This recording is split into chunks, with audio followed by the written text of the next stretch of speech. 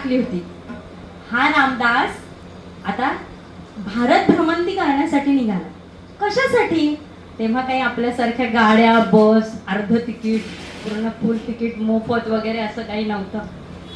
पायी पायी फिरणारा नारायण असे तू हिमाचल फिरले. आणि नारायणानं, रामदास स्वामींनी ही परिक्रमा का पूर्ण केली?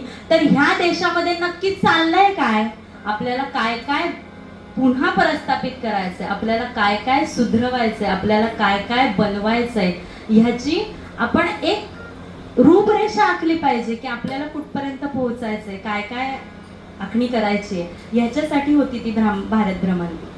आणि या भारत भ्रमंतीतून 1100 मठांची स्थापना रामदास स्वामींनी केली.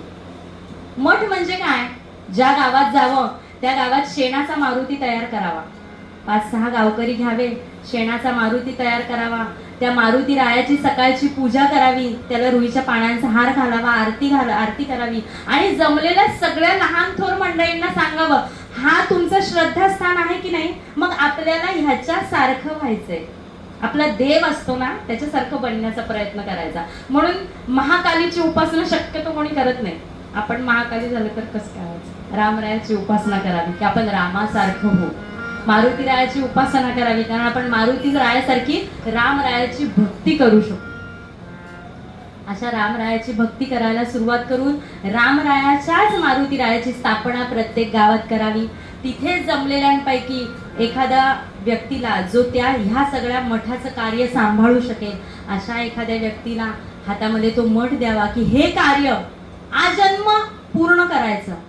आजन्म जोपर्यंत तू जीवित आहेस तोपर्यंत हे सगळं कार्य राष्ट्रकार्य म्हणून तू पुढे न्यायचं. असं वचन घेऊन परत दुसऱ्या गावात जायचं.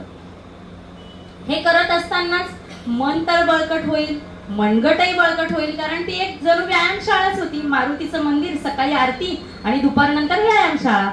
मग ह्या सगळ्याने मनगट बळकट होतील की आपण मुघलांच्या विरोधात आपली काही लोक तयार करू शकतोय म्हणून. पण माणसाचं मन जे असतं ना, ते पटकन चंचल आहे.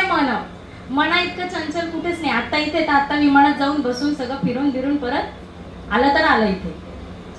तर त्या मनाच्या चंचलतेचा अनुभव घेऊन रामदास स्वामींनी त्या मनासाठी बोध केला की हे मन कोणाच्या ताब्यात आहे, तर आपल्या ताब्यात आहे. पण ते आपण ताब्यात ठेवू शकत नाही, म्हणून सगळा पुढचा प्रॉब्लेम होतो. आपण आपलं मन ताब्यात ठेवलं की सगळे प्रॉब्लेम सॉल्व्ह होतात, पण ते आपण करू शकत नाही. म्हणून मनोबोध आहे, म्हणून मनाचे श्लोक आहेत. मुळात मी पूर्वी एक 7 वर्ष टीचिंगचं काम केलंय, म्हणून एक शिक्षक म्हणून सांगते की मनाचे श्लोक हे लहान मुलांसाठी नाहीतच मुळी.